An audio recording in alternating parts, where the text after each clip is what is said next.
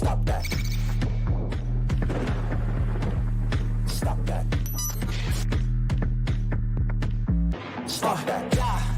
I hear him chat to the noise. Move too quick, can't stop for the talking. I hear him chat with the walking. Just too sharp with the prize. White girls let it tell me I'm awesome. Yeah, hot like fire on the pan. If you wanna touch my please use caution. Cold like 0 degrees. I'm out the cage, gotta let out the beast. Revolutionary, gotta let out the streets. Locked in a cage, I'ma let out the sheets. We can't go on, man, forget my peace. We take the west side, take on the east. I'ma put them in the cage, never let out the. I hear him chat to the noise. Move too quick, can't stop for the talking. I hear him chat with the boys. Man so tough, but man's keep walking. Yeah, just too sharp with the prize. White girls, let it tell me I'm awesome. Yeah, hot like fire on the pan. If you wanna touch my please use caution. Stop that. Stop that. Stop that. We have a lot to get to today. The Panthers, they start their pursuit for the Stanley Cup Finals tomorrow night in Sunrise.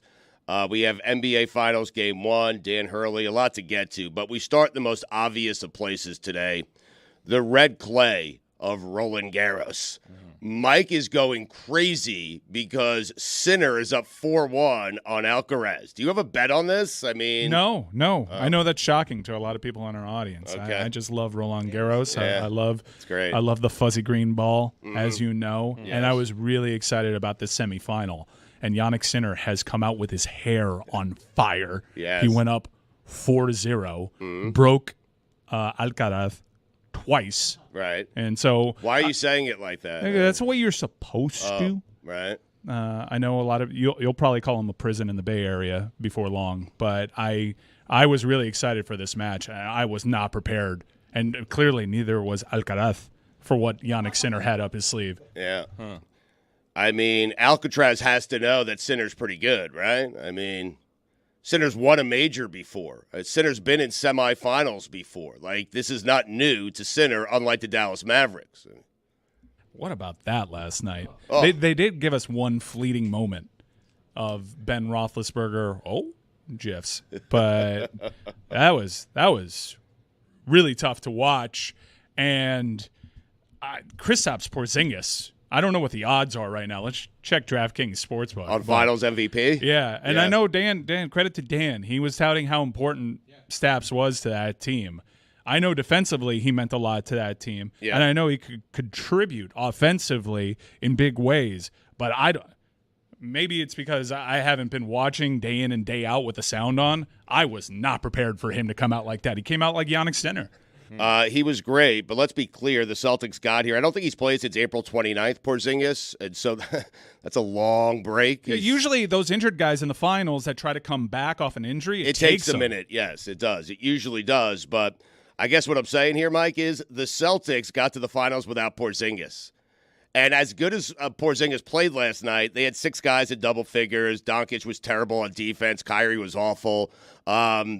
The Celtics, man, they're historically good, and it seems like no one is recognizing that. Like, there was a stat from last night's game that they are 46-4 when they have a 17-point lead. The fact that they played 50 games in the regular season where they had a 17-point lead is amazing. Let's slow down though, because they've had a lot. The series is over. They've had a lot of good game ones and then lose game 2. Like if the Mavericks have lost every game 1 and then come back to win game 2. That's what I'm saying. If Right. this is a split, you're still feeling good about this for Dallas. I'm not saying this is over yet. Obviously, last night was impressive, and Right. Kristaps was impressive, but not over yet. Well, I said it. We talked about Porzingis, and the reason why it's usually a struggle for these guys coming back after a longer-term injury is their team needs them, and so they feel the pressure of having to return. Kristaps Porzingis last night was really like the charmed existence of the Boston Celtics throughout this playoff run come to life. Yes. Because they did not have to rush him back Right. against the Indiana Pacers. They're loaded. Yeah, well, they've run every single opponent that they've run into, their best player's been hurt. So it's not like they've really, truly been tested. They were tested some in that Indiana series in that the games were all close. There were 3 games in which Indiana had a plus 90% win probability in, and they found a way to sweep them away. but Porzingis looked really fresh for a dude that's been hurt for a while. Yeah. What's amazing about the Celtics is there's part of me where they remind me of the 2004 Pistons, except every single player is more talented. Like where 1 through 5, every single guy is capable of going and getting 20. Every single guy is capable of playing defense against your best player. Porzingis is a better Rasheed Wallace. Oh, I would not say that. When he's healthy, I mean. No. Rasheed Wallace Al Horford was is? amazing. Nope. But even then, being able to play Porzingis now just even 20 minutes helps Al Horford not be overexposed, because what was happening in the previous series was when he was having to play too many minutes, he was eventually slowing down defensively. Now, all of these guys, their big man rotation, they're fresh, and all of them are able to do different things. The thing that Porzingis brings that Horford can't offensively is he's not just taking threes. He's taking threes from 30 feet, which is stretching that Mavericks defense in a way that it makes it almost impossible for them. And the difference for the Mavericks defensively in this series against Boston that they didn't have to account for against Minnesota is they've got Drew Holiday in the dunker spot, which is essentially right next to the rim, which means that after pick and rolls that Boston is running, they're not having to go up against a long defender for the Dallas Mavericks in Lively or Gafford, who's down there guarding Gobert or Towns. They're going up against Kyrie at the rim, and it's creating so many opportunities for Boston on offense as a team that could shoot the three this way. They're a perfect team. What we'll see is if the Mavericks can get them down to close games in the final 5 minutes, because that's been the one weakness forever. This coaching matchup isn't exactly Spo v Pop. So I don't have a lot of eggs in the can Jason Kidd figure this out basket. I think the Mavericks. I also know the Mavericks' history this postseason, and I'm aware that the Celtics will do this. You'll think the series is over, and then they'll rest on their laurels a little bit. But if I give you out of these Western Conference teams, Denver, Minnesota, Dallas, I would say Dallas is probably least equipped to give the Boston Celtics trouble. No matter what he does the rest of his career, will Jason Kidd ever have a better coaching moment than when he spilled a soda on the floor? No, he was out absolutely of not. to delay a game? That's his moment. I feel like that was it. Like he peaked there. Right. And I would argue, like, is he in the Hall of Fame as a player? Oh, yeah. Yeah. Jason Kidd was a great player. Can he go in again as a coach? He's one of the few in the Hall of Fame who actually deserves to be there. I mean, what? In the Basketball Hall of Fame, There's they let few anyone of the in. members Do they just of few- add? There's a ton of members that have no business being in any sort of Hall of Fame. I mean, Hall of Good, fine. That's a good question, though. Yeah. I truly don't know the answer. I assume because like Lenny Wilkins was in as a player, right? Yeah. And I don't think he went in separately as a coach, did he? I think they just keep adding to your plaque. I don't like that. What do you mean? Well, if he made it as a player, then he's a great coach, a Hall of Fame coach. Like WWE, He should get it a he's second Hall of time. Fame, like Flair's 5 in as a times. member Yeah. of the Four Horsemen. He's in on his own. He'll probably go in as a member of Evolution. Like he's like a 14-time Hall of Famer by the time it's Yeah. all So over. So you want a separate ceremony for the coaching, like a ceremony as a player? He's just saying it should be acknowledged. That's all. I think that's fair, right? Several players have been inducted into the Hall of Fame twice individually and as a team. So, like, if you're part of the Dream Team, Dream you're Team in gets honored as a member but, of the Dream but nothing Team on and a player. coaches. Still looking. I see here that John Wooden was inducted as a player in 1960 and then a coach in 73. Bill Russell inducted in 75 and 2021. So I guess you do get inducted separately. go. But this is also Google AI, which might be totally wrong. Yeah, you can't Wait, trust hold that. on. What? Well, What's the difference Google's between AI Google and Google AI. AI is often wrong. Oh. And so why are often you giving using like very that? dangerous feedback. Yeah. Really? Yeah. But AI is supposed to be right, correct? I mean, It's the answer. is that the problem? I mean, Chris asked me in my headset, imagine having 5 Kristaps Porzingises. You would never. I mean, you on say it about Horford all the time. So. Well, by the way, speaking of Al Like Horford, Boston's Dream Team. my point is you would never have 5 healthy Porzingises. Oh, that's true. Okay? Yeah. You would never have a healthy lineup if you had 5. The thing with Porzingis is he's supposed to be a 1 or a 2. When he came into the league, he was supposed to be some sort of generational talent, and you see it in spurts, like last night. But he's never healthy. And so when Porzingis, a guy who came into the league, is supposed to be a 1 or a 2, and now he's your 5th option, you have a historic team, and that's what I've been saying about the Celtics the entire year. Boston's been pretty deep all year, but by comparison to this Dallas Mavericks roster, I ventured in a couple of group chats. Like, I'm not saying he's the worst third leading scorer to ever make it to a finals. Hell, you may look at last year's Heat and have a good nominee. And certainly, whoever the third leading scorer was on the 07 Cavs is probably the answer. But Tim Hardaway Jr. is among the weakest third guys in the history of the sport to ever make it to the finals. And I know throughout the playoffs, he's kind of not been their third guy, and PJ has emerged as that third guy. But on the stats, he's third leading scorer on the team, and he's one of the weakest in NBA history. Are you saying making it to the NBA Finals, just merely making it? Because I would say whoever the third guy on that Sixers team was. Eric Snow was number 2. It was Iverson, Snow, and I think Mutombo, right? Mutombo. McKee was on there. Yeah, Aaron McKee was on there. Tyrone Hill. But Tim Hardaway is certainly, like, of that ilk. Tim Hardaway Jr. Yes. He's one of the weaker ones. And you see, like, how dependent Luka, and I know his conditioning has often been called into question, dude was sucking wind. Like, 9 minutes into that game, he was incredibly tired.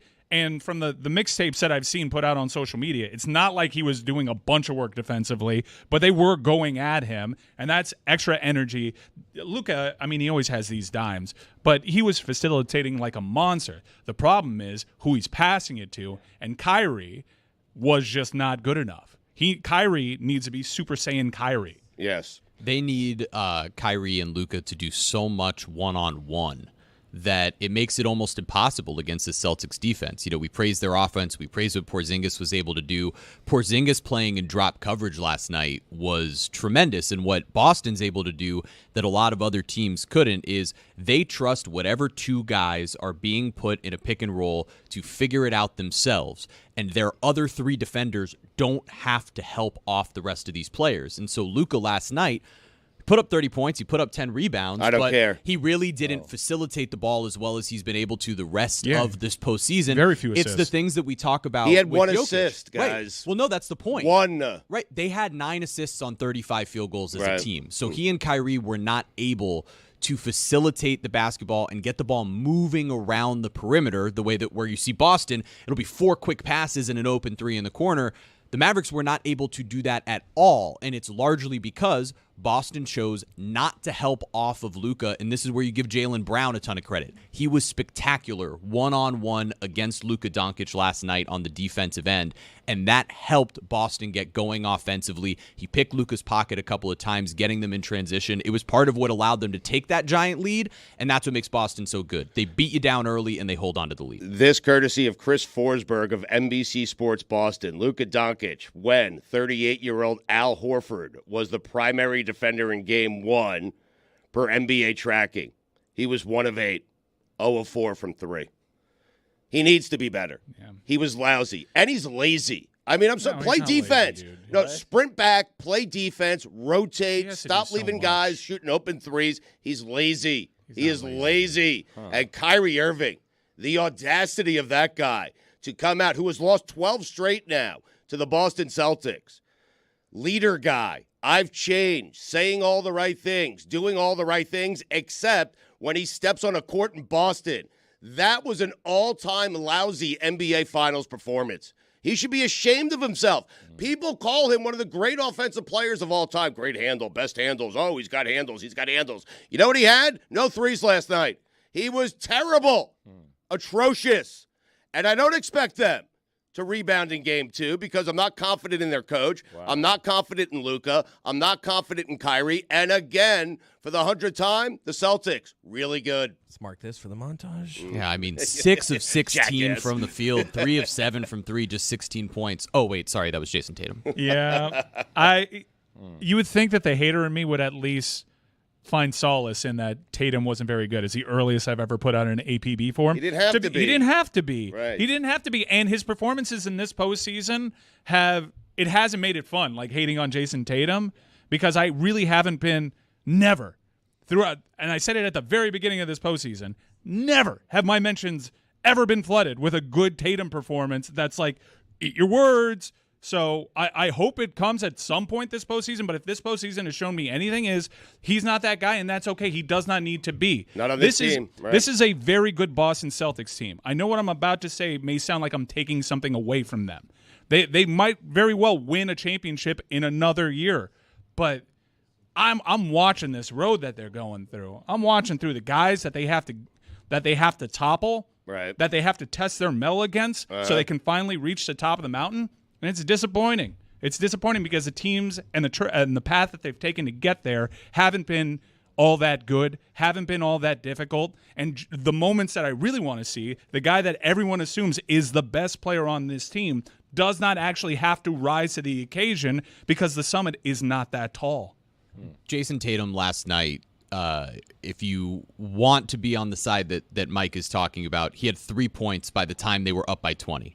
But you can also look at what he did offensively in setting the table for everybody else, and he was tremendous. Every decision that he had to make, he made the right decision in that first quarter to help them take the lead. Right. But when you only have 3 points at that point and you're supposed to be, as Stugotz says, you're the next Kevin Durant, you normally expect that guy to be the killer going out and scoring 15 points in that first quarter to take the lead. He did different things, and with this group, he's finally able to just be a table setter for everybody else with the attention that's brought to him. I just want to see good ball. I don't want games like last night. That's not fun for anybody. You want to see Jason Tatum pushed at the end of a game. I want to see how he respond to the NBA finals. I understand that. You're not going to get it, though. I mean, you're just not. No, I don't think Dallas may not be the team to push him. I just honestly, crazy. I want good games. It can be the Pacers series as long as the games are good. I want to hear from Billy on this. Well, though. no, you guys they won by 18 and it wasn't that close. Like that score does not indicate how close that game was. They got it to single digits and you're in the second half. One player on the team that won by 18, and then you're already discrediting them winning a championship that they haven't won, saying, "Well, if they win, they didn't really face good enough teams, so this shouldn't really count." Sports radio. I guess I didn't do a good enough job in that. I know what I was going to say is going to sound like I'm taking something away. They very well, if they were tested, they very well may have been the best team in the NBA. They were certainly the best team, the metrics would suggest, throughout the regular season. I just wanted to see them go through like a Denver, someone that has had that championship spirit, or gone through a team that presented different matchup problems. They're allowed to just totally bully Luka Doncic, and he's so great that he's going to get his offensive numbers, maybe not the assist numbers as you highlighted. I just want to see in this finals, I know Luka is great. I want to see him go shot for shot against somebody. I want to see a competitive series, and I don't think we're going to get that if Game 1's any indication. Dallas can make adjustments to change what Boston has to do defensively. They did a little bit of that during that run in the third quarter, and realistically in that first half, their defense just looked lost against Boston, and they got blown out of the building early and had to do so much to try to come back against a team that, Stugotz, you mentioned the stat, 46-4? 46-4, when they're up by 17 points. Amazing, yes. They're we've called them front runners, but I don't mean that pejoratively in this respect, where once they get that lead, they're very good at holding on to it. The one critique has been the end of games where you want to see Jason Tatum or someone else close it out. But with Dallas, the reason I don't think this series is necessarily over is because there are so many adjustments that you can make from one game to the next. We've seen Boston lose game twos. We've seen Dallas win game twos.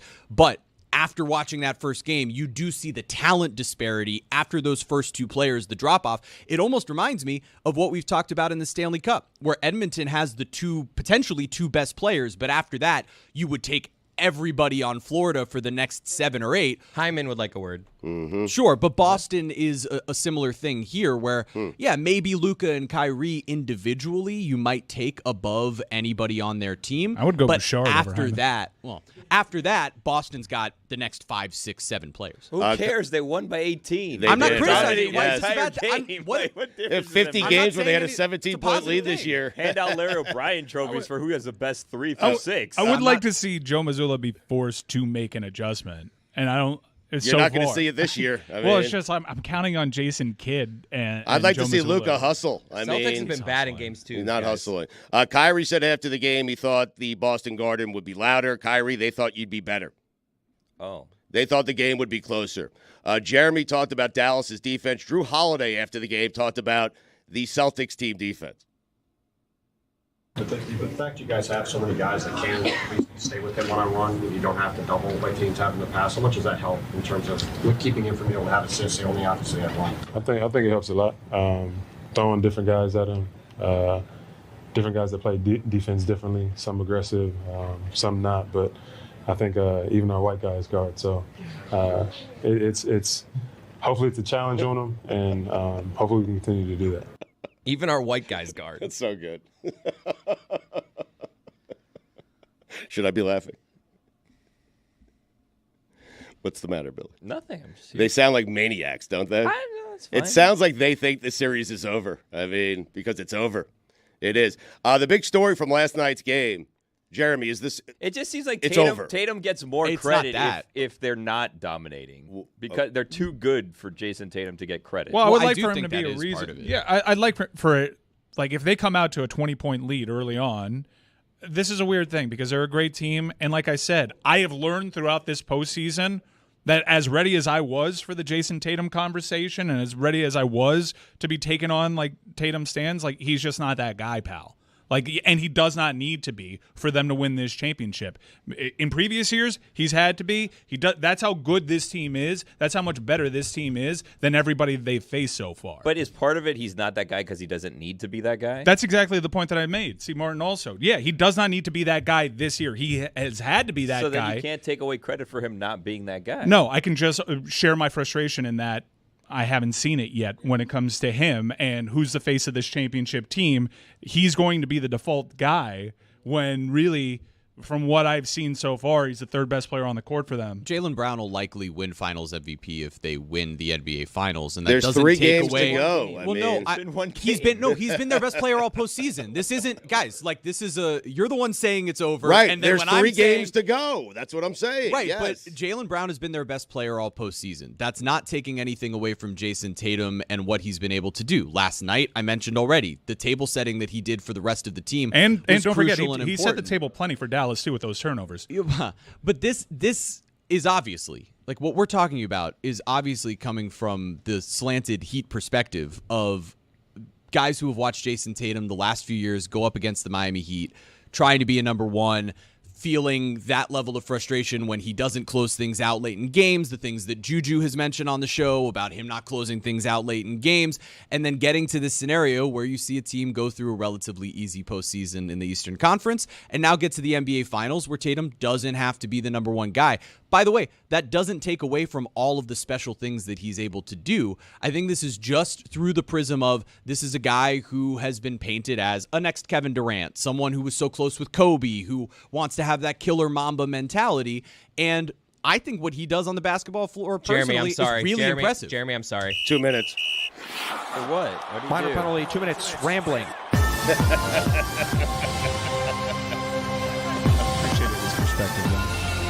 I mean, Tatum's got to have a game in this series. You got to In Stugotz's perspective, he might be the next Kevin Durant. He wins a title for something that he didn't do. There you go, Billy. Thank you. That's the bar. StugottsBook.com. Check it out. The big story, though, Chris Cody, I was surprised that he was so outraged by this, was Stephen A. Smith's entrance into the arena last night. Not outraged, just like baffled. Let's put it up here. We have the B-roll of it. It is okay. just, he knows what he's doing. ESPN is the one filming him here. Like, they put this out on ESPN. It's almost like he has like what looks like a bodyguard with him, just waiting for them to hit this so that we can talk about it. Yes, look at this. He's just, I don't know why this bothers me so much. Does he have a limp? Is his He leg has a hurt? strut. That's what he has, yes. Like, yes. it's just, I've watched this thing 20 times because he Right. loves the attention. He gives someone a watch, but he's about to do a wave back. Someone says, hey, Stephen A. Yeah, there you go, a little wave to somebody. Oh, I don't know why. This is just so polarizing. Well, to me. why does it bother you? It doesn't bother me. It's Right. just, It seems That's to a bother security you. detail, yeah? Right. He has security. That's his body guy, right? If I'm Stephen A. Smith, I would have a bodyguard. I he would. looks great. Like, I'm not criticizing. His bodyguard is carrying his bag. Yes.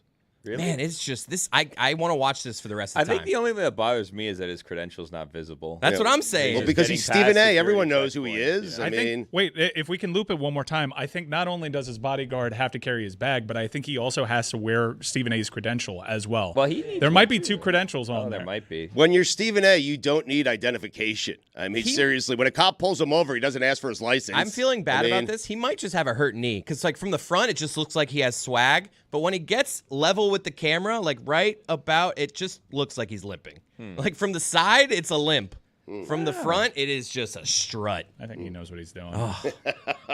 I love it. I respect it. Like, I'm not hating on it. I don't know what I feel about it. Right. It's not negative. It's not positive. This is a guy, man. He knows what he's doing. This is something.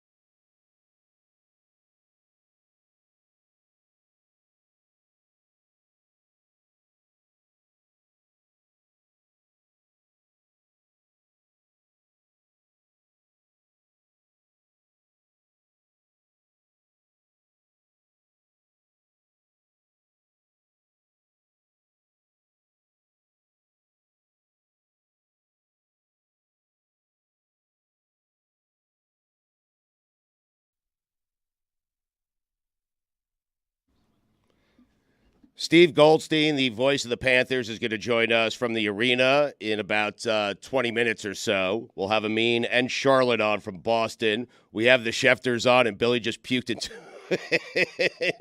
a waste container here. It wasn't puke. I coughed, and it was as we were getting counted down to start live. I coughed, and I had some mucus in my throat. Yes. As soon as the microphones turned on, and I went and I disposed of it into the wastebasket. And I disposed of it from my mouth into the basket. Okay. It wasn't puke, though. Are you okay? I'm fine. The timing was not great at all. Are you excited? Because today we release a big episode of God Bless Football. Yeah. You had a chance encounter with Adam Schefter's mom a few weeks ago on a cruise, and the Schefters join us today on God Bless Football. Yeah, we talked to Shirley, and Jeff was just kind of hanging out in the background, so we invited him in also. Oh, it's his dad? Yeah. I was assuming for some reason it was Adam and his mom. So no, Adam's not on the episode, just mom and dad. Wow. Yeah. Yes. Jeff Schefter. You'll be shocked to find out, spoiler alert, Stugotz offered both of them paying jobs. So checking in with the Schefters. I mean, come on. They were so lovable. They were so nice. I want to check in with the Schefters on a weekly basis. When someone's nice to you, you don't offer to pay them to do work when you have no intention of paying them to do work. That's not how you treat people who are nice to you. But we are having lunch in Boynton Beach. I mean, I'm looking forward to it. That I also am willing to bet will never happen. Some bagels, little tuna Why fish. do you promise people anything? Billy, I would love, I'm serious, on a Saturday or Sunday afternoon, nothing would bring me more happiness than going to have a little brunch with the Schefters. And this is why you're so interesting, because I believe you. Right. And you still won't go. And has no intention of doing it. It's a long drive. I mean. The thing that'll oddly bring him more happiness is just not going.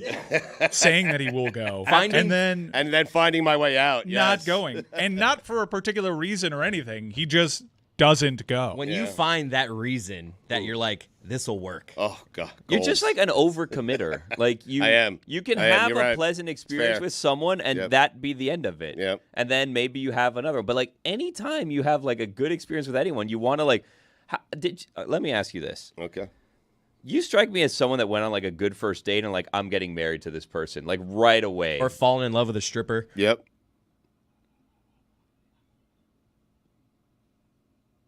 There's a loud laugh I heard through the Did you glass. see? There's a strip club, a gentleman's club in Las Vegas that is getting sued by the Spearmint Rhino, and the name of the gentleman's club is the Peppermint Hippo.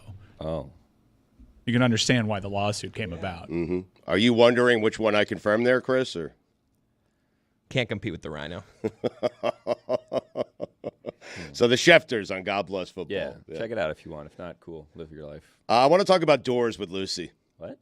Doors. The holding of doors. Because I went to the Sphere. It's a very dangerous game, holding doors. Because occasionally you go to a place, like I went to the Sphere, I was staying at the Venetian Hotel, and a busy casino is a very dangerous place to hold a door.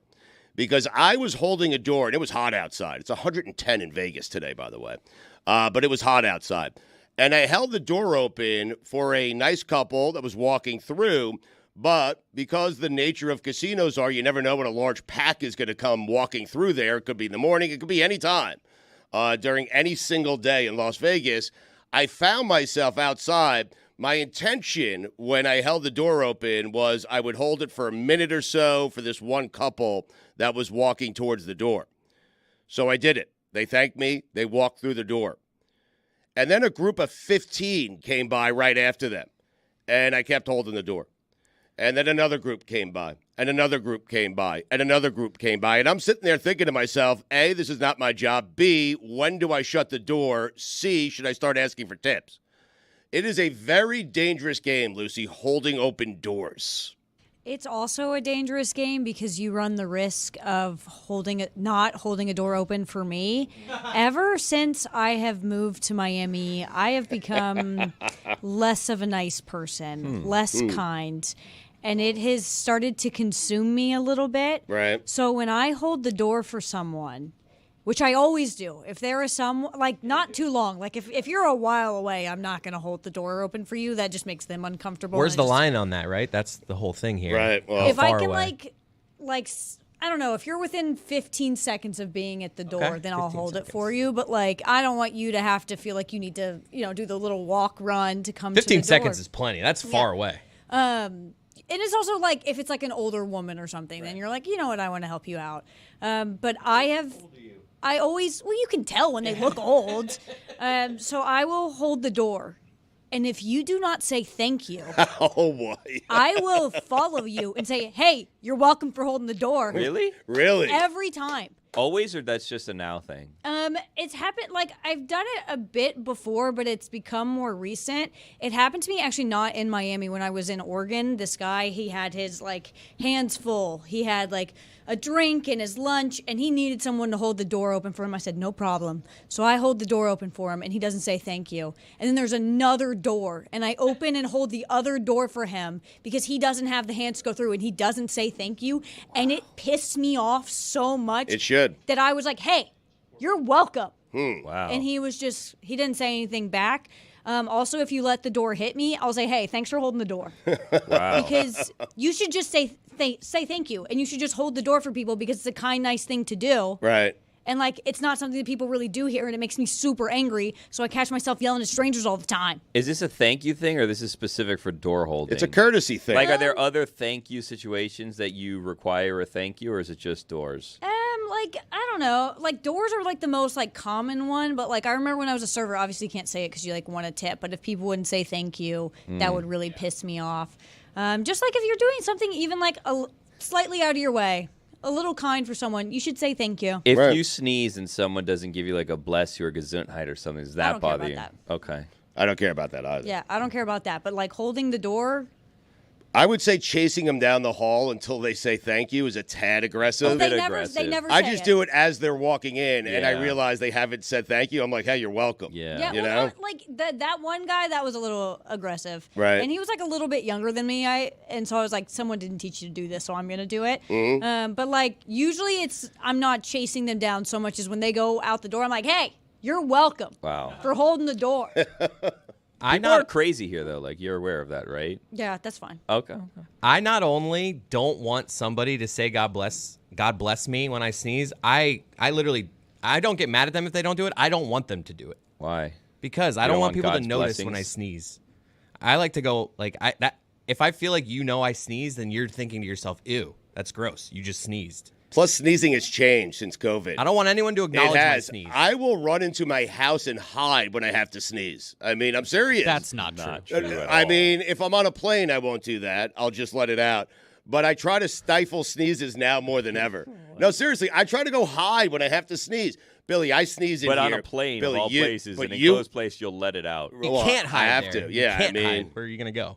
You can do the thing where I've popped blood vessels because I've like held my like in a sneeze situation. I'll like hold my nose and I'll hold my mouth, like my mouth will be closed, and I'll just like, and I'm like, wow, this is like how I would imagine you get like an ulcer or something. I've never in your tried brain. that actually. Just close all the Don't holes. do it. It's Right. not great. It's like SpongeBob. It in the has to Suds explode episode. somewhere. Yeah, it goes somewhere, man. I'm telling All you. of a sudden, it's coming out of your ears. But Yeah. Billy, you're a hypochondriac. Like you're you're at the Not doctor's office diagnosed. every other day. I feel No, like. I've gotten better. I know, but if I sneezed in the studio right now, you would judge me. You would be like, "Go outside, do it somewhere else." Yeah, but I'm you telling would- you, sneezing's changed. You'd sneeze in a gross fashion. I thought it was coughing that's changed. Like Sneezing. sneezing, we can't Yeah. do. Coughing's bad. My thing with sneezing is I kind of have like an embarrassing sneeze. It's really high pitch. It kind of sounds like a cat, and I always do it 3 times. I do multiple sneezes It's too. 3 Every times, single time, every it's single more time. than one. Roy Always. does like 8 in a row. Really? Remember Roy? Like if Roy sneezes once, he literally will sneeze 7 times. Jess has a crazy sneeze. Yeah. Jess's sneeze is insane. Yeah, It is rare where I go past 2 sneezes. That's it. really. Yeah. It's rare that I stop at 2. Hmm. I always go past 2. Billy has told me my sneezes smell. Yeah, sneezes definitely smell. Oh, all of them do? Oh, Yeah. I thought. No, a lot of people's sneezes smell. It's I not just remember you. one time at the old studio. This is probably 5 years ago. I sneezed and Billy's like, "Ooh, I smell that." Yeah, it's and not I've been just self-conscious You. of No, it it's not ever just you. since. I can smell other people's sneezes. Like if you sneeze out like the spit I'm or so whatever. relieved right now. No, yeah, it's not a you thing. Don't. I'm sorry that you felt that way. Been It's hanging not- on it's to that not for you. half a decade. I honestly think of Billy almost every time I sneeze now. I'm like, "Ooh, who's smelling this?" It's not you. It's not you. I smell a lot of people's sneezes. It's the grossest smell in the world. But it's not just you. And I'm sure my sneeze smells to other people. It's like farts. Like you don't smell your own fart. You're like, whatever. But if other people fart, you're like, that's disgusting. Yes. I enjoy the smell of my farts. I mean, everyone does. That's I guess. crazy. I don't think everyone does. You're weird if you don't. I disagree. Have you not seen Austin Powers? Is that what we're using? Everyone loves their own to brand. settle this debate. How'd your door story end?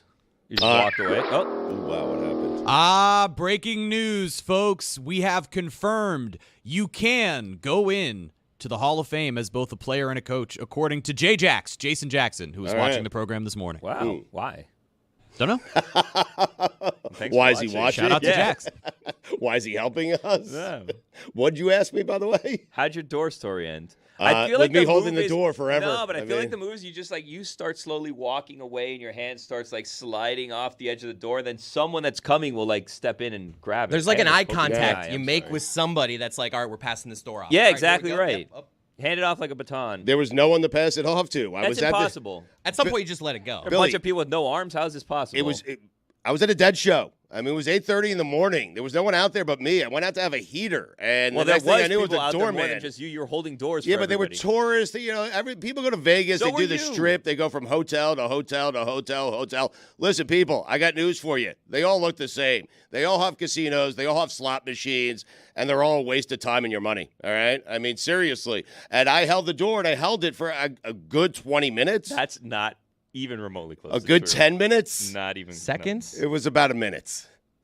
I don't Don't think believe that's that. true. No, it was definitely 15 a minute. seconds sounds like a long time that you wait for. That's what someone I was to get saying. there. Right. That's I stuck my hand out at one point. 15 seconds is like 3 first rounders. No, 40. What's going on with tennis, Mike? Sinner's playing out of his mind right now. Is he? Yeah. Alcaraz is threatening to make this a game, but Sinner's like a cyborg. Well,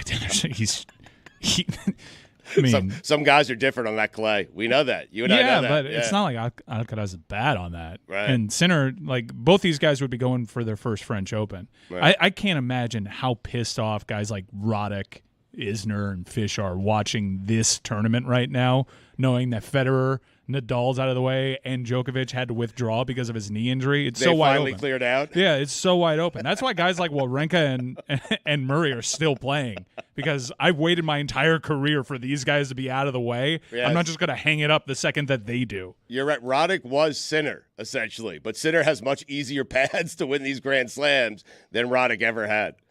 Talking tennis. We're going to have Steve Goldstein on. We're going to have Amin and Charlotte on from Boston as well. I don't know what we talked to them about because the series started and ended last night. I mean, they can go home. Who's your MVP?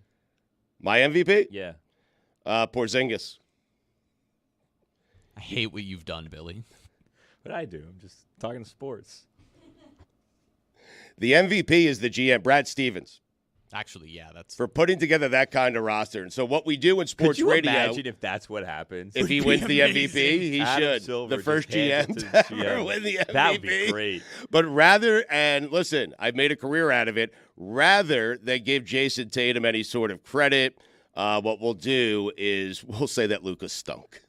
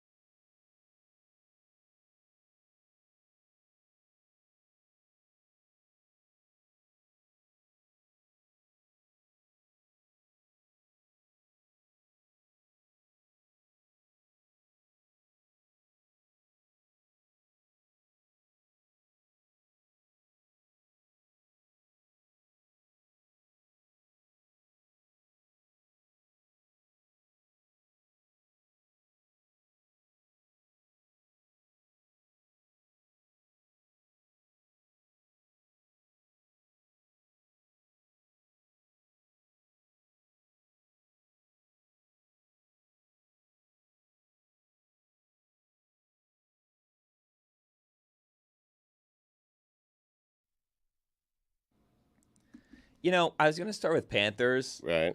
Very judged for sneezing last segment. He just got heckled by the director. The director in the just goes, countdown. Bill, you ready to go? You're going to sneeze. That's what I'm saying. That's why I go hide in my house. I mean, geez, Louise. right, yeah. Can I live?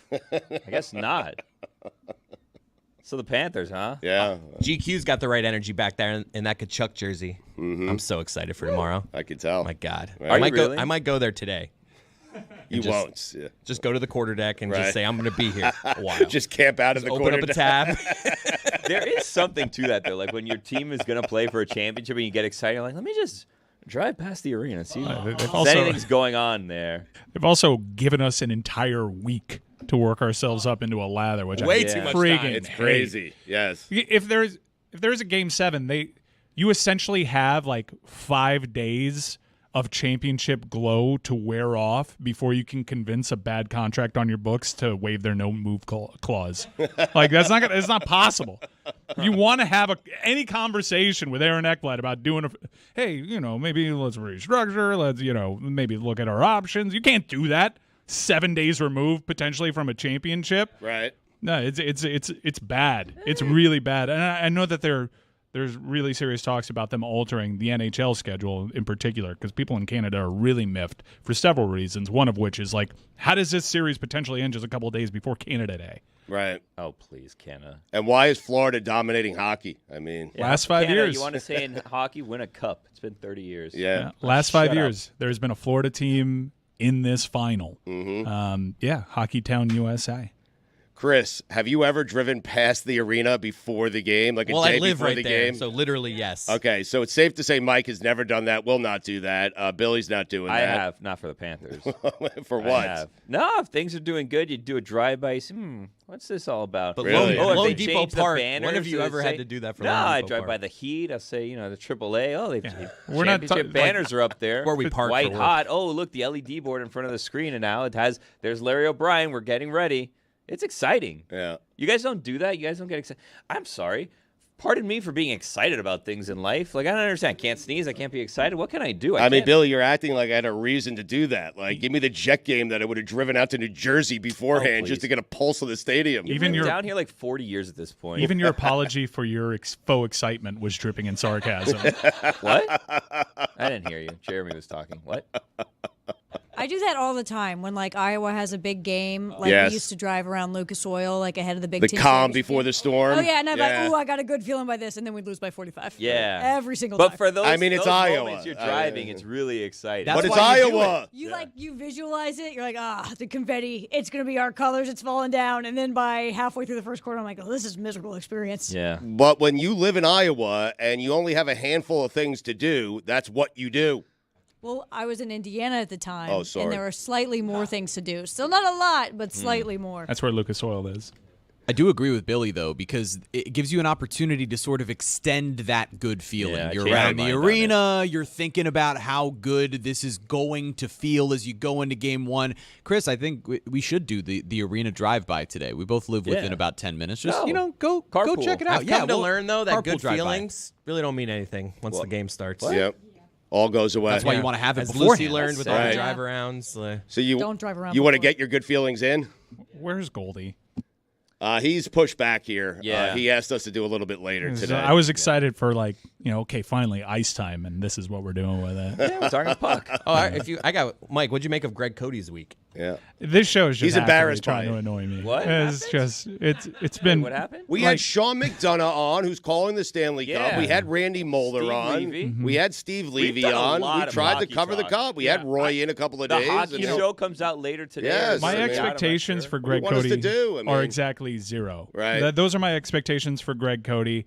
I was actually more bothered by the lack of checking Greg Cody by this show Cross-checking. than anything. Roy was Cody. pretty aggressively. No, I saw the clip. Like as Greg Cody is like, you got to be like a Wayne Gretzky. The greats pull their team. Wayne Gretzky played with the Oilers. They traded Wayne Gretzky. They won a Stanley Cup after trading Wayne Gretzky. Yeah. You know who didn't win a Stanley Cup without the Oilers? Wayne Gretzky. Huh. What does that mean? I'm saying that his whole logic was really flawed. And yes, you need a really great team. Nobody wins it. It's the hardest trophy in sports to win. No one does it on their own. you can hold that against Connor McDavid. He hasn't won the Stanley Cup yet.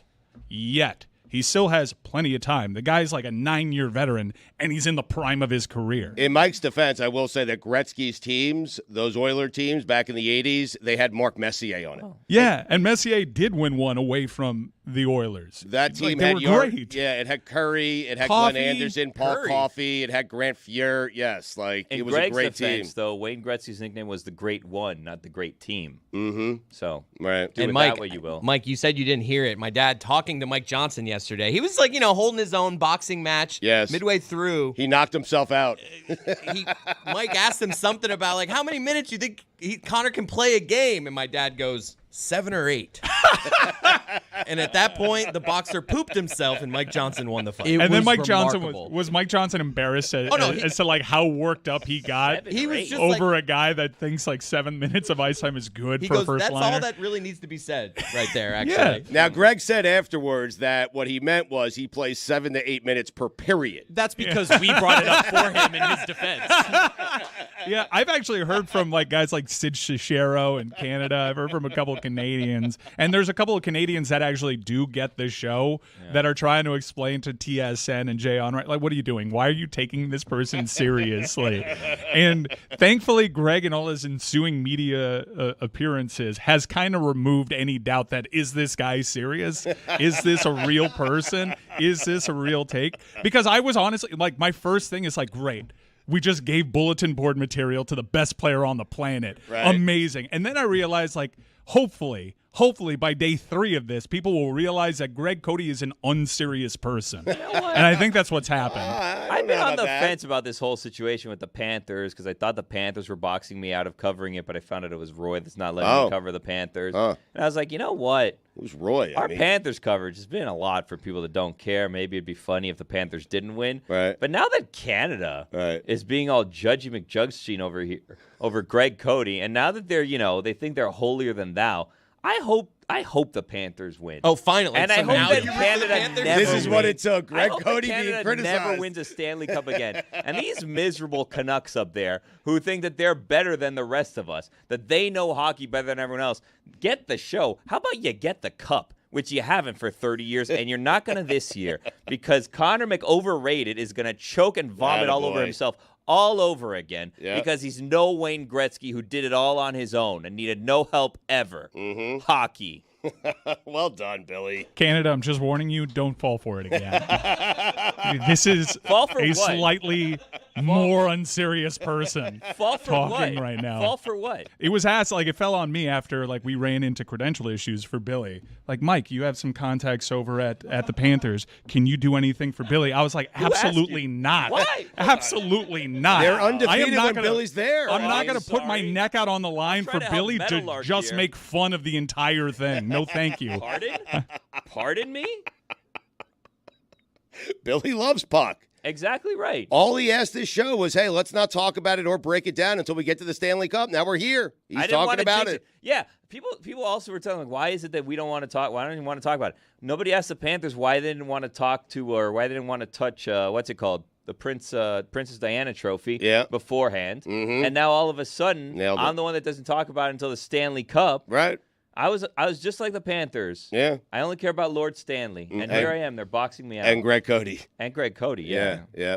Mike, this feels like the NBA Finals where Edmonton might have the 2 best players on the ice, but the Panthers have like the next 10 after that. I don't think so. And I know that take was out there. No. And Chris was right to point out Zach Hyman's a 50-goal scorer. Evan Bouchard, for my money, like I'm kind of trying to manifest Gustav Forsling to be Conn Smythe, but I think up until this point, you can make a real strong argument that the most valuable player on each team has been a defenseman. Evan Bouchard has actually been running quarterback on some of these power plays. I mean, a year ago, we were calling Edmonton possibly the greatest power play we've ever seen. They're now, on top of that, they've had an incredible run on their penalty kill unit.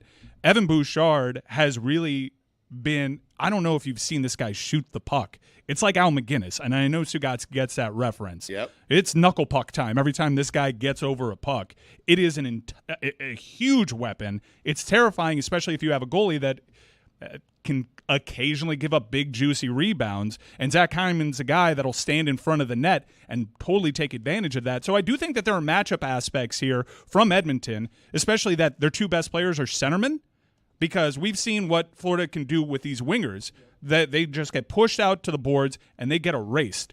Individual moments of brilliance from the center ice position, that can give Florida a problem, and they've got guys in Draisaitl and McDavid that can do that. They've got a huge weapon in that Bouchard shot that will provide big, juicy rebounds for guys that are really good at putting those away. So at first, when the series first started, was announced, I was like, okay, Cats in 5. That's the energy that I got.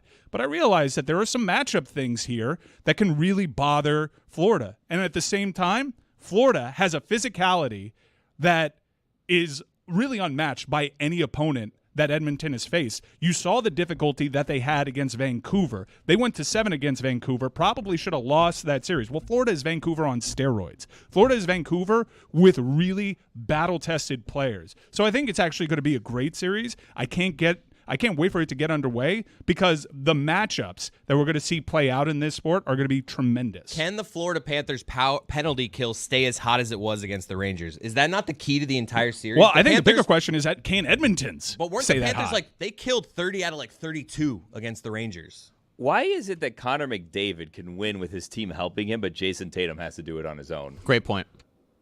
But different sports. Connor McDavid is going. Sport, but yeah. Connor McDavid is, and I know I just touted Evan Bouchard. I don't know if you saw the individual moment of brilliance against Dallas where he takes on, realizes that Miro Heiskanen is on his weak side, and he does an unbelievable move that only Connor McDavid can do. Like Connor McDavid, it is very obvious that when this game starts, when they drop that puck, he is undeniably the most skilled player on the ice. And it's upon guys like Gustav Forsling and Sasha Barkov to neutralize that. Amin and Charlotte going to join us next from Boston. But, Billy, to answer your question, it's because Jason Tatum plays 38 minutes a game. Yeah. And we all know the best players in hockey only play 7 or 8.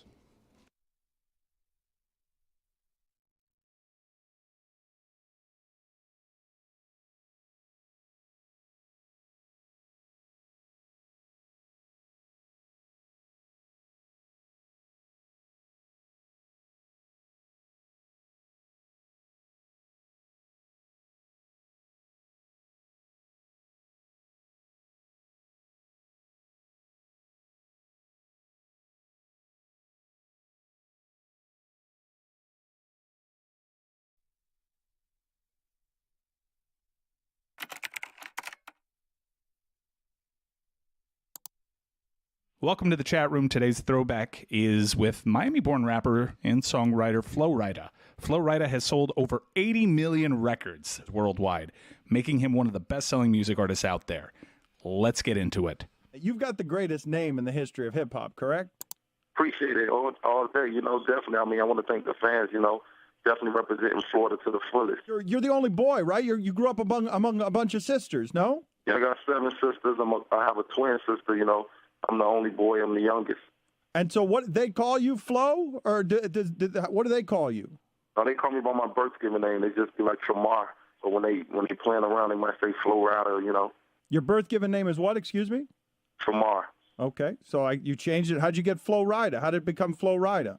I mean, just sitting in the studio, with my homeboy Cisco, who actually produced some of my tracks early on, and you should look forward to him being on my new album, on my 3rd album. But we were sitting down at his crib, and, being an artist, you have to come up with a name. So I just was like, I'm going to take Florida, break it in half, and, the flow representing my melodic style, Rida representing my gift to speed up and slow down my rhyme pattern.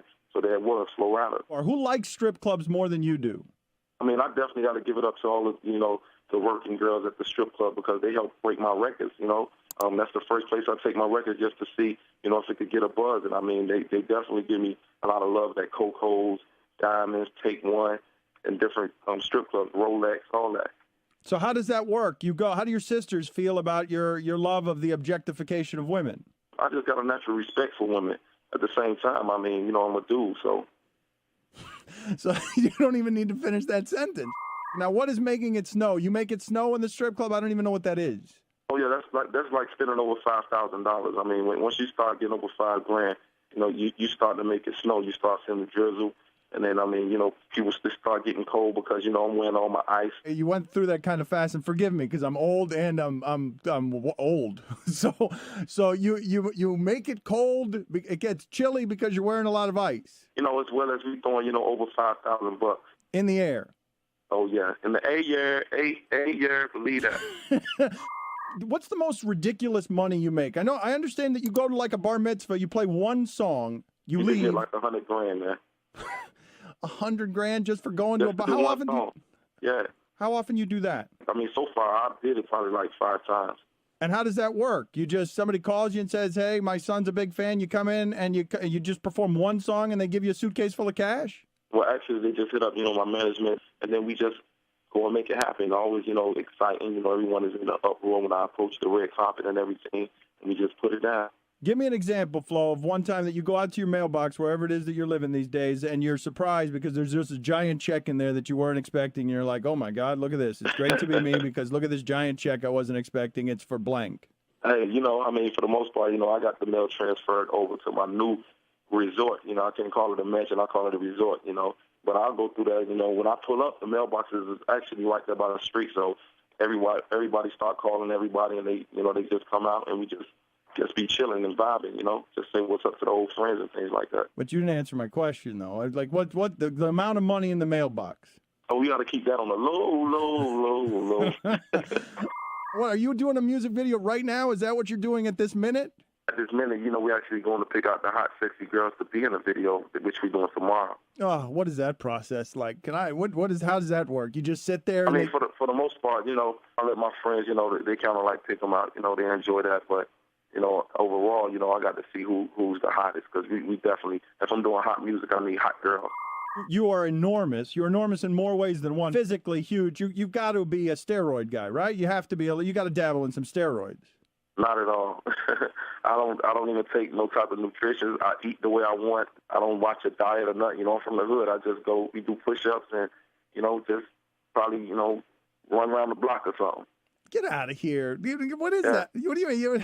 You can't look like that just eating whatever you want and running around the block a couple of times. Oh, yeah. I guess it's genetics. Oh, it's not fair. Flo, congratulations. Thanks for joining us. For sure, all day. Appreciate it. Much love. God bless.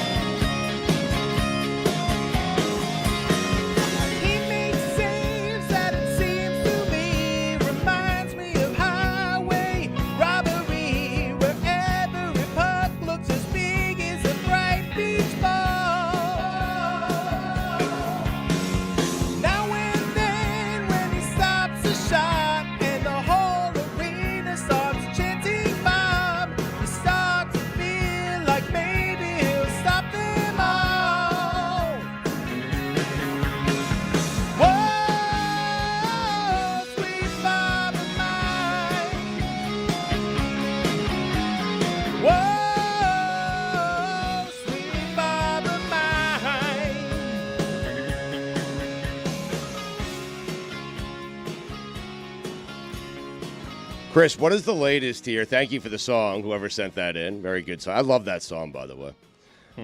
Well, not that actual song. The original song. Yeah. Every girl dad loves that song. I love it. You don't love that song? I mean, I loved the song before I was a dad, but I understand now. Yeah. Is that about having a daughter? Yeah, I mean, typically. Not certain, though. I mean, if you go into the history of the song, I don't know. It's just like a big girl dad energy song. Do you go into song histories? Because I don't. Yeah. I listen to them if I like them. I keep listening. I don't look back, though. I mean, I look ahead, Mike. What? You've never been like, Hotel California. What's that about? No. It's a hotel in California. Right. Exactly. I assume, right? It's about hell. Hell. Or Bryles. Guys, big news. What? For everyone worried about the fact that Mike Tyson had a medical scare on a plane, they had to, presumably cancel that fight, postpone it. There's a new date it's back on. November 15th, it's happening. Wow. Same location on Netflix. Allegedly. All right. Yeah, Jake Paul and Mike Tyson will be fighting. I'm with Mike. We'll see. We'll see. Really? It's all sadder now. We'll see. I was so excited for it, and now it all makes me sad. There's nothing about this that's surprising. Like, a boxing training camp is pretty hardcore. And, like, I have legitimate questions as to whether or not Mike Tyson can actually get through a camp at his age. I mean, an ulcer undid this. Yeah. Yeah, it's stressful. If you're Mike Tyson, though, I mean, I guess pride aside, right? $10 million, $15 million, whatever he's going to make, take a dive to Jake Paul, I'd do it. Of course you would. 57, make $15 million or whatever it is? Yes. The last chance Mike Tyson will have to make $15 million in a single night again. Yes. That's probably true. Right. In a single night, that's yes. probably true. So you take it. Of course you why take not? it. And you do anything you have to do to get that fight rescheduled and to get yourself in some sort of condition. I wouldn't even bother if I know I'm going to take a dive. Where you could walk into the ring. Yeah. You know? Jeremy did some research, and apparently Sweet Child of Mine is not about a child. It's actually about Axel's girlfriend. So it's kind of like Brown-Eyed Girl in that way. So that's why I don't look backwards. Yeah, I just see? look ahead, right? So that ruins the song for me now. exactly. Hate that song. Well, you didn't know what minutes ago. I don't believe that. It's still a girl dad anthem. That is a girl dad anthem. Chris, you had communication with Micah Parsons yesterday. We were talking about whether or not how many hits he would get off Jeremy Taché. Well, Micah claimed he would hit 200 in the major leagues, at which point Jeremy said he wouldn't even hit 200 against me. Did Micah remember you? He followed me from the Hot Whistle. The Hot thing. Whistle. So that's why I had that line of communication. I had DM'd him a long time ago, never responded, and this one I just wrote, hey, one of our guys on our show says he's a pitcher and he could get you out, and he wrote back LFG. So, of course, in classic, I ruined it then. In classic Stugotz fashion, I went right back with, would you like to join us tomorrow to accept his challenge? And that message has not been responded to. Well, that's what you have to do. I mean, what are you talking about in Stugotz fashion? Nah, I think I could have played it cooler. No, you strike while the iron's hot, yeah, but I think man. I'd go back with just something else that's not, hey, give me. I could have just been like, oh, this will be awesome. I don't know. Best of luck this season, man. Yeah, I screwed it up. We'll let you know when we can get to Dallas. Just came to me. I'm the opposite of that. Like, if I ever have an exchange with someone and they, like, reply in, like, a positive, like, sense, I'm immediately like, let me not blow this. And I just don't respond. And then, like, I leave them on red. But it's because I'm like, I don't want to say the wrong thing and I don't want to scare them off. And then instead, I just look like a jerk who doesn't answer them. You're playing it cool. You think too much. I'm down with that. Yeah. Yeah. Oh, God. Like, if I didn't go to vacation. If I didn't say anything to Micah, like after his LFG, if I just let it there. Think he thinks about it? I think 3 days later, he goes, so are we doing this? Yeah. I don't think so. You get a question mark? You think it's sitting in his mind, like he's thinking to himself, hey, that guy from the Le Batard Show, he reached out to me 72 hours ago. I still haven't heard back yet. So I'm going to reach out to him. He just doesn't want to get embarrassed. That's why he hasn't responded. That's definitely not it. Jesus Christ. Chris, do you think that Micah, and I feel like everybody has like these people, and him obviously is like a professional athlete more so than anyone else. Do you think that you're one of the people that he follows? He's like, why do I follow this person?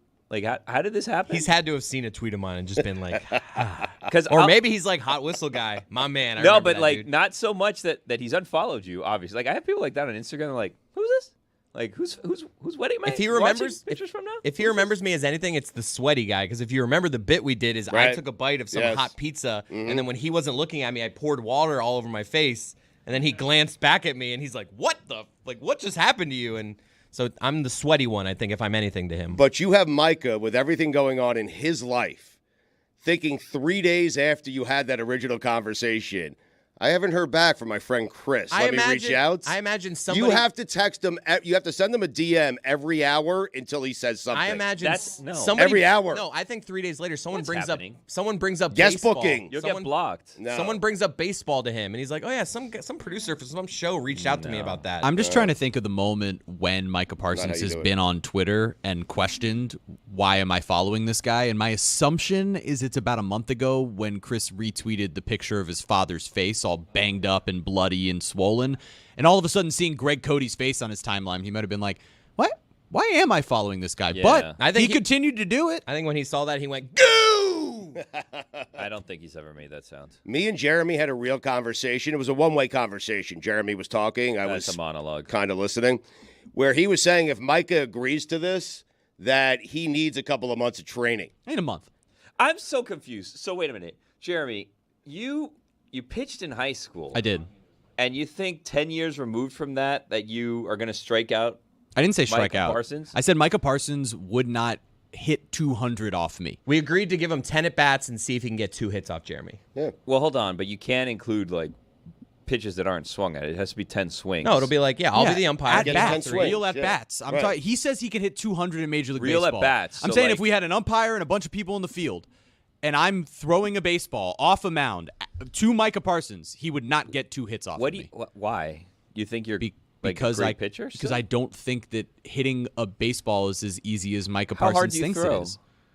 That's why I need a month. So we did you're- this yesterday. You're fielding a whole team. I'd like just people to stand at their positions, maybe. Right. Or if it's a ground ball to third where you know it'd be an out, it's an out. You know. Yeah, you don't go with the fastball, by the way. No, it's it's a the curveball, movement that first throws pitch. them off. Yes, Yeah, the you old gotta Uncle buckle the Charlie. knees. Right. Yeah. The only one watching baseball these days appears to be Mike Ryan. It seems like it. And Trident's up. Lucy, is this the most delusional office you've worked in? Oh yeah. Okay. I am very. This is not delusional. I'm very grateful for what Mike is doing because he is watching baseball and he's going to update us here. He has something called the Baseball Roundup. And the reason I'm grateful is I am no longer watching baseball. Yep. And so I have no idea what's going on in Major League Baseball. But Mike does because he's paying attention and he's watching. Here's your hardball update. Here's what's going on in the sport right now. Not a roundup. It's a roundup, he Yeah. said. Yeah. Ipe, Yeah. Shohei's guy, he's been photographed by the New York Post. He is now apparently an Uber Eats delivery driver, which Mighty have fallen. Yeah. I'm not going to say it's not at all funny when you consider like this controversy because it doesn't appear like anybody outside of Ipe has been hurt by this, but he is very clearly being hurt. That is a fall from grace. That is a sobering moment. Ipe is now an Uber delivery person. You say he's the only one that's hurt, but, I mean, he did take $17 million from Shohei Ohtani. Yeah, I think he's going to be okay, though. You're right. Yeah. Yes. And speaking there of were Shohei, no actual victims of this crime. Shohei Shohei guess, was, but, yes. yeah, but And he didn't was just hurt chumming other it up. people. It was Shohei really clearly appears to be a good guy because he knew in that opening series what Ipe had done, and they were photographed having a good time in the dugout and yucking it up. I don't know about their interpersonal dynamics. I imagine this affected it some. The federal government and Major League Baseball's investigations into this are closed. Mine is not. So I just like to let the public know Still that looking right into now. it, I'm so with Billy on this. Right. There's Something. more to this. Kind than of what like the we've been Stephen A. told. thing. Not sure how I feel about it, but there's something going on Something here. happened. Well, and here's the we're something. not being told everything. I don't care how much money you have. You notice when $15 million is taken out It's of your account. impossible I mean, not I'm to. sorry. Something. The investigation's ongoing, in my I mean, opinion. I do go like 10 days sometimes without looking at my bank account. Like there Right. is a chance that I would eventually notice. Okay, here's a situation. You have $100 million in your bank account. You don't check it for a month. You then check it, and it says you have $83 million in your bank account.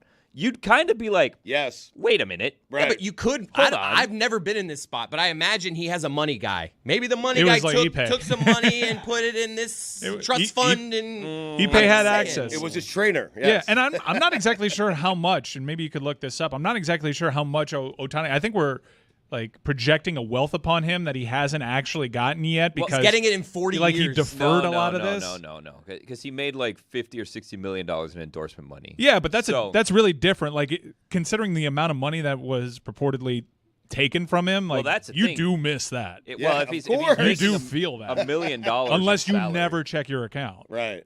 That's why the investigation's ongoing. Yeah, I'm just saying. So You're on it. speaking of Shohei Ohtani, yes, pretty marquee series going down. It's getting national television coverage. I know the Saturday game is going to be on Fox Network Fox. But Ohtani and his Dodgers play the New York Yankees, and that's always a glamour matchup. Yep, Dodgers-Yankees. Yeah, that's a special thing. And I had a brief conversation with Stugotz before the show, and I imagine a lot of people are like this. Stugotz, did you know your Mets were playing in London this weekend? Nope. Yeah, the Philly Fanatic was photographed in front of Buckingham Palace. There is a London series going on between the Phillies and the Mets. Did you see one of the storefronts that was promoting the series? So I guess they get to choose whatever marketing they use to promote this series. They used the photo of a Mets pitcher that hasn't been on the Mets in 3 years and had an ERA of 9 in 8 appearances. Because I guess they just decided, let's pick attractive-looking baseball players and put them on there. Guy's not even on the team. Was it Matt Harvey? Also, you were talking about marquee matchups. Did you guys see there was a big one for those people that are those seam heads, if you will, out there that like baseball? There was a big one between Shohei Ohtani and Paul Skeens. Yeah, that was a really cool showdown. It was awesome. Yeah, I saw that. Skeens, 3 pitches over 100 miles an hour, struck out Ohtani. Next at bat, Really? Ohtani, boom, dead center field, Yeah. bomb. Wow. Home run off Skeens. And baseball Didn't take him long to figure out Skeens. Was there a third at bat? Yeah, but I mean, baseball adjacent, because I gave you a story that was on first base, second base, and third base. Home plate is not actually a baseball story, but it's a sport that's close enough. The roundup. I see what you're doing here. Yeah. Huge upset. One of the biggest upsets in the Going history around of the horn. cricket. four-bagger. Yeah. The U.S. in the World Cup of cricket has upset Pakistan. So there's that. What? I mean, it's apparently a big one. More like pack your bags. Oh, boy.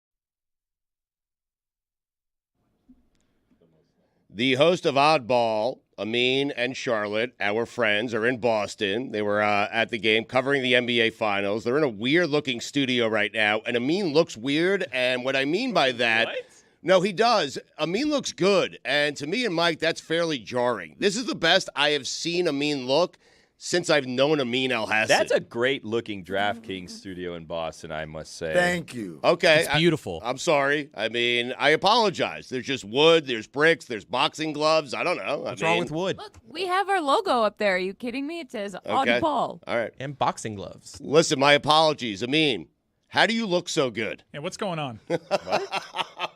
Man, I'm living my best life. I'm in Boston, one of the best cities in all the land. Okay. And I'm watching NBA Finals basketball, which is fantastic. I don't know. You've lost like 15 pounds in 2 days. The haircut is really good. Something's going on. I'm going to get to the bottom Maybe of this. it's the stretching. Are you wearing a faja? What's a faja? I don't know, like a girdle or something. Oh, he's wearing it. Does it like suck in your gut? No. Oh, I don't Like know. a corset? Yeah, sure. Instagram wants me to buy one of those so bad. Yeah? No, he's not wearing a corset. Really? They Well, that's- targeted you? I was going to say, that's the key, though, is that you don't know if he's wearing one. You That's pull how it they up and the work. love handles just go away. Yeah. My jealousy is at a point that if someone else looks good, Yeah, same. and like I'm Same. like, what Yes. is this guy? This person's cheating the game. Right. How did that person Mike, get to your that? beard Yes. looks very strong. Well, that's because I dyed it. Right. Oh. Really? Full dye That or looks just great. just for No, men? I went to the barber yesterday. Oh. And he dyed it. And also I did a 72-hour fast. Thanks for noticing. I didn't Your skin notice. is glowing. Sorry. Yeah, well, that's another byproduct of that. What Also, white cell rejuvenation. This guy on TikTok told me about it. Billy, why are you saying that Charlotte has pissed off everyone in the office without knowing that she's done so? Not everyone, but there are some bad feelings towards Charlotte since she left when she was down here last week or the week before. What? Yeah. So What did I do? Well, we had a coworker that was very thoughtful and bought Charlotte a gift. Bought Charlotte a Dunkin' Donuts hat that she wanted, a fuzzy Dunkin' Donuts. What do you even call those types of hats? Like a floppy bucket hat? It's a bucket hat. A bucket and I hat. can explain. So Mike Fuentes bought Charlotte a Dunkin' Donuts bucket hat from the Super Bowl commercial. I guess she really talked about it or liked it or wanted it or whatever. Lo and behold, that bucket hat is still here. She left town and left the gift behind. Hear me out. Okay. I told Fuentes this. Mike, I told you this when you gave it to me. I said, I am putting it on top of this football on the shelf so that when I come back, I can wear it. Because in the hecticness of what is the Miami Le Batard Show universe, I forgot to put it on the show, and I was really upset, and I felt really bad. There, you look amazing. I didn't want to bring it back to New York, forget it, and not wear it on the show a second time. I hope that is a sufficient apology. Oh. I think he's thrilled that he got to be on air. I think you're good. Probably. Yeah. Okay. So you guys were in the house welcome for that. last night for game one. Kyrie said he was surprised it wasn't louder. Do you share the same opinion? They're surprised Kyrie wasn't better, by the way. It's pretty good, Stu. Thank you. That's excellent. Now, I turned to Charlotte at halftime and I said, I thought they'd be louder. I thought they'd be crazier. I thought Caleb Martin got it worse. And then the second half started, and they started with the Kyrie sucks, and they were all for them, so it just sounded like they were saying Kyrie, Kyrie, Kyrie, Kyrie, because the sucks just kept getting bled out. Yeah, it was like they were doing a round, like when you do row, row, row your boat, and then another person. Ooh, let's was like do that. But it was just Kyrie sucks, and then at the off times. I thought the second half fans definitely kicked up the animosity, and I feel like Kyrie was saying that a little bit to get under fans' skins even more, to be honest. He was like, I'm surprised it's not louder. Like, that's about the best thing you can say to troll a fan base that already doesn't like you. Listen, I am prisoner of the moment, and Charlotte, I'll start with you here. I said to start the show, it feels like the series is over. It started last night, and it ended last night because Boston is a historically good team. I was reading the stat before that they are 46-4 this season when they have a 17-point lead. That's not the amazing part of the stat. The amazing part of the stat is they played in 50 games of the 82, 50 games in which they had a 17-point lead, which is incredible. So do you feel like I feel today that this series is going to be over and over quickly? I mean, after last night, maybe I'm a prisoner of the moment, Stu. Maybe I have more Stugotz in my heart than I previously thought. But I think that it was such a dominant performance. If Kristaps Porzingis keeps playing like this and they all keep playing well, look like it's tough to Okay, so this is a fraud sitting next to me. No, I'm not. This is an absolute fraud because yesterday they're up 29 or whatever in the second quarter, and I said to Charlotte, all they got to do is get it to 20 by halftime. They got it to 21. I was like, that's pretty close. She's like, no, but it's a big lead or whatever. I said, okay. Second half starts. I said, it's down to 18. It's down to 16. It's down to 9. And when it got to single digits, Charlotte was white as a ghost. She was shaking. She was damn near vomiting. I thought I had to get a bucket just to make sure she doesn't throw up all over the seats. I mean, there's a big difference between being nervous and losing faith. I never lost faith.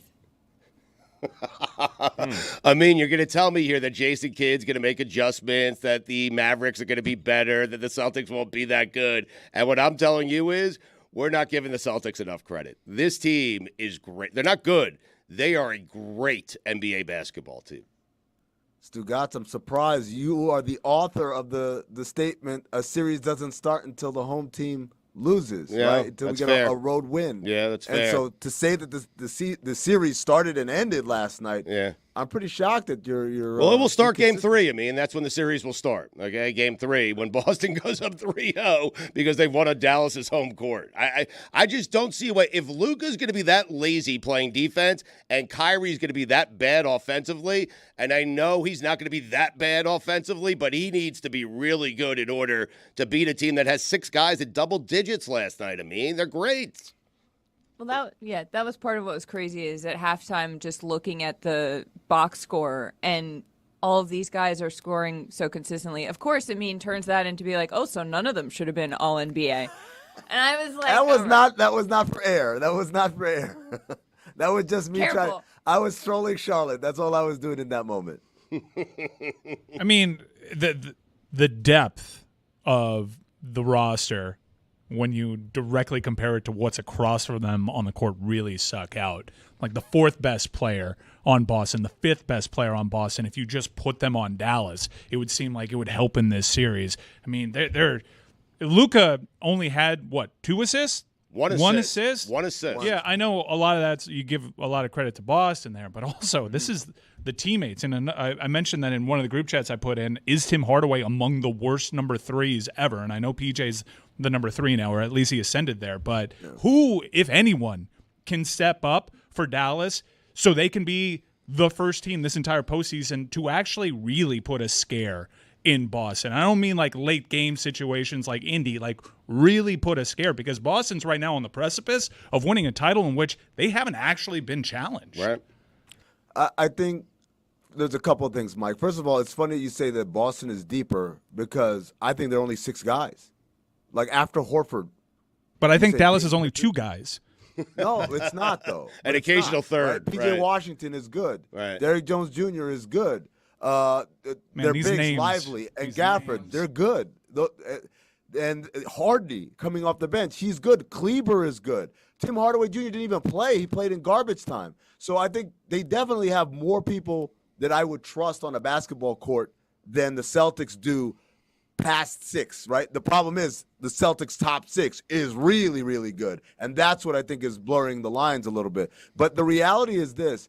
I thought, like, Boston, I asked Charlotte, I said on Oddball, Boston's going to win game 1 by a lot. Because if you look up and down their roster, it's a bunch of dudes who have been to the finals. Even guys like Pritchard and Hauser. They were on that finals team 2 years ago.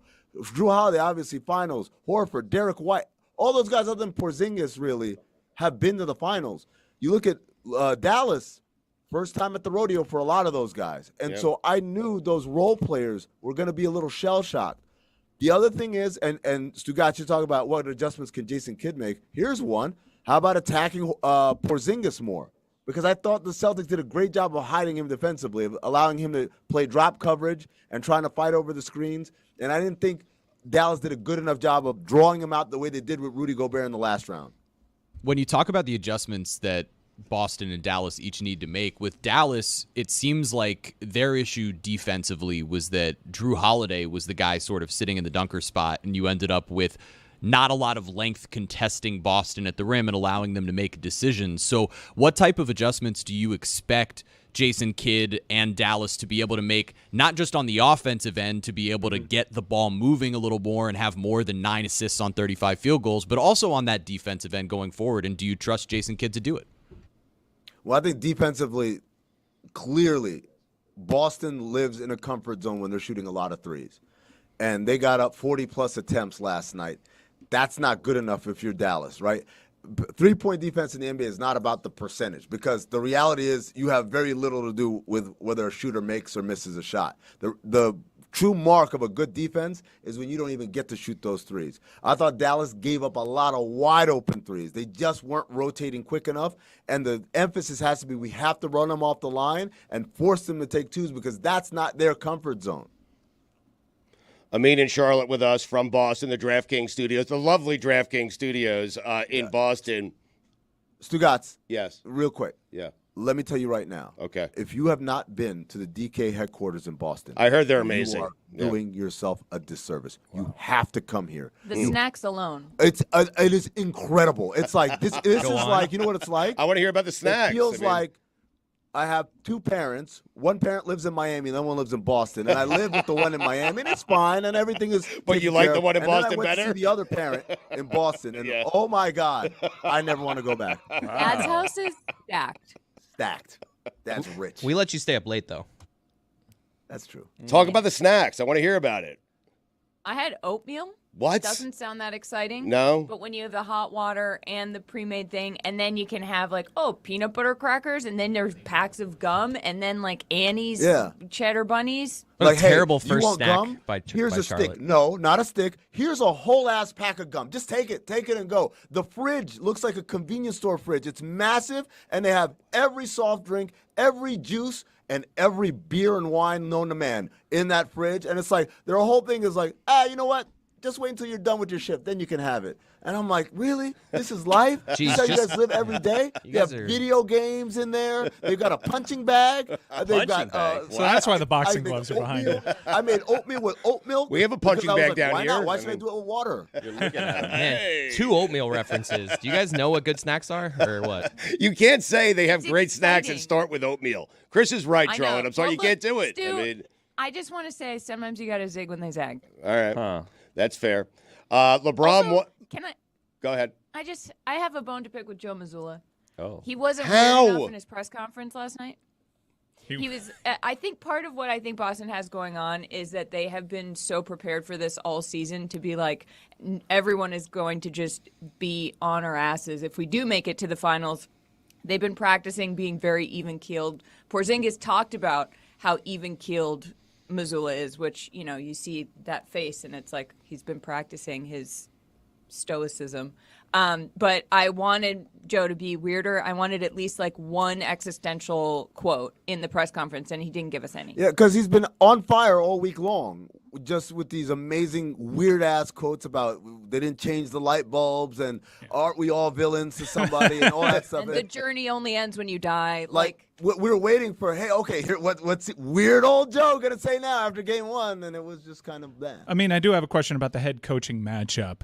Does this feel more like Budenholzer versus Monty Williams or Pop versus Spo, somewhere in the middle? I know Mazzulla is apparently the greatest head coach ever according to winning percentage. It can't feel like Pop versus Spo. But It cannot. I'm I do. sorry. I think you can have serious questions about both these head coaches in this NBA Finals, and it may not matter, especially for Boston. I think it matters. It absolutely matters, and the coaching decisions are going to show themselves. The adjustments are going to show themselves. I think Jason Kidd has done a great job during the playoffs, and people don't want to give him credit for it because they're stuck on Milwaukee Jason Kidd, who wasn't as great at making adjustments. But the weird thing, Mike, I talked about this other day with Antonio Daniels on SiriusXM. When we look at Anthony Edwards, right? And he plays, and he's young, and he doesn't play as great in the Dallas series. Nobody says, well, that's who he's going to be for the rest of his career. We all accept that he's going to grow and get better as he learns, and this experience is going to help them. We don't give that same grace to coaches. And I think Jason Kidd has had a lot of experience from going to Brooklyn, coaching vets who basically looked at him as a peer, to going to Milwaukee and building up a young team, to being an assistant coach with the Lakers and winning a title, and now this Dallas team. They're all different experiences, and I think he's a better coach than he's been in the past, and it's been showing throughout these playoffs. Speaking of experiences, if you're in the Boston area, you can have an experience by opening up the Game Time app and saying, yeah, Kyrie, I agree. That barn wasn't loud enough. I'm going to be the change that I seek. By downloading the Game Time app, creating an account, using the code Dan for $20 off my first purchase. I get to see what my seat looks like right there on the app. And if by whatever reason I find a better price out there on the market, Game Time will match you 110%, the lowest price guarantee. Sterling customer service. Terms apply. Last minute tickets. Lowest price guaranteed. That is promo code DAN. Charlotte, Amin, I want to play a video here of Stephen A. walking in last night, and I want you to tell me, either of you. Wait, did they do that again? Oh, I don't know who did it. I didn't see ESPN put it out. First time with a bodyguard. We're going to put it up for you Chris guys has been here. bothered by this the entire show. I'm not bothered. I just don't know what it is, and I ask you too. Have you ever been? It's confidence. Have you ever been this cool? I don't know. Is that Look at that. Dude, look is at me. that this cool? Look at me right now. What do you have ever been this cool? Is there something going on with his knee? Because he very much has a limp. From the front, it looks like It's swag, it's the and then you get side right here wave. though, and it just looks like a limp. No, it's the side wave where he does an unbutton and then a little Wave low back, wave yep. off to the side. Mhm. But he looks like he's. Look, all respect to Stephen A. Looks like he's trying pretty hard Very in that hard. walk. I don't like And that. How do I we feel think- about the outfit? Be careful. It looks great. Easter what do you purple? mean? I like lavender. Yeah. No, it's a great look. It's a great neutral look because that's the hard thing when you go to these games. You don't want to dress in colors that indicate you favor one side or another. Shaq showed up in a green suit. I thought that was very on the nose. Obviously, he's a former Celtic. He ended his career Former here in Boston. Celtic. Yeah. And I know he is, but come on. Yeah, white was not very flattering. Don't get me started on these uniforms. I'm squinting to see the jersey numbers on Dallas. The Mavericks. Apparently, Mavericks jerseys are a the little tough. The Celtics are not going to wear green if this is a sweep. Like, they're just wearing white and black. Like, come on. How do we have an NBA Finals series that features the Boston Celtics and they don't wear green in the series potentially? Yeah. This is just all. You need a little It's green. too much. You got yourself started. This goes back to my rant about all these alternate jerseys. They've gone too far. We need to go back to home white, road color, and then every once in a while, you want to throw me a throwback or an alternate, that's fine. But this thing where every single night, everyone's wearing a different jersey, enough. You know what it is? Stephen A. needed to toss in one smile. Like one No. little, just This- one. Maybe a just smirk. one little, That's and off then you're brand. Like, No, oh, he's no. not even thinking about how he comes across. No. That's not the Stephen A. way, man. You got to walk in. You have to command a presence. That's why he's got the security guard who's wider than he is taller. It's because you have to command a presence. Game when you walk face. in that building, everybody Yeah. knows, Yeah. oh, it can start now. I'm here. I imagine that he already had walked in, and the social people for ESPN was like, "Can you go do that again?" And he's just like, "I got you." Put it on the poll. Does Stephen A. think the finals start when he gets there? I mean, because Jim Rome said Super Bowl week doesn't start until I get there.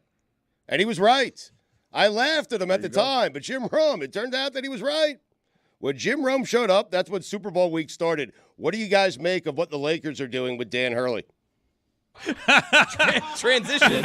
You like how I did that? Wow, he just switched to southpaw. I did. Jim Rome. Great. That's how he does it. The Fine. Danny Hurley stuff is, I don't know. I feel like he is one coach who actually could maybe turn down the Lakers head coaching job.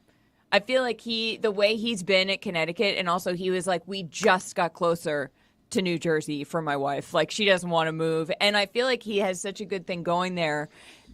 And he's pretty sure of himself. He's like, just catch me on the next go round if I want it.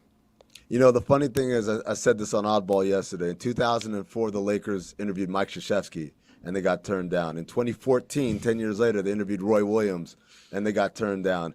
And now they're interviewing Danny Hurley, and as Charlotte points out, there's a lot of reasons why Danny Hurley probably shouldn't take the job. That means we've got a 10-year kind of routine here with Lakers go woo a college coach and get rejected. Yeah, and the best coach is like, I think I'm just going to stay. I know this one has a bit more nuance to it, but in the eyes of the internet, this is essentially Woj versus Shams again. Yeah. Look, Adrian is close with the Hurley family for sure. He wrote the book about the Miracle at St. Anthony, which is about Danny Hurley's dad, Bob Hurley, the Hall of Fame high school coach in New Jersey. And so there is a connection there, obviously. JJ Redick, who Shams kind of pushed that story that JJ is on the cusp of being the Lakers head coach. JJ is also a guy that's obviously he works with Adrian at ESPN. So, I mean, could it be that, or could it just be that the Lakers haven't made a decision and everyone's rushing to find out something that we're going to find out anyway? I mean, we talk about this all the time. Look, if there was no news break, how would you find out? From a press conference. If there was no press conference, how would you find out? From a press release. Charlotte, if there was no press release, no press conference, and no news break, how would you find out who the head coach of the Lakers is? Well, probably when they're on the sideline of a Laker game. This isn't news. It's just you guys are impatient. Just wait for them to do the hire. Charlotte, I understand I'm what going you're to be the head coach of the Lakers. I understand what you're saying with Dan Hurley, and he has a lot of reasons to stay at UConn. Back-to-back national championships, making a lot of money, East Coast guy. I get all of it. There are also a lot of reasons to take the Lakers job. Yes. I think, though, something that is getting overlooked a little bit in this conversation about the Lakers head coaching job, I think if you look at that roster, obviously they can change things. That is not a roster that I think, compared to what else is in the NBA right now, can win a championship right now as it is. And I think that it's hard for any coach if they don't have the pieces they need, or the pieces that we have seen not work are there. I don't know. I feel like you're getting in LeBron's last season, in LeBron's one of LeBron's last seasons. Oh my God, what a Freudian slip! That was awful.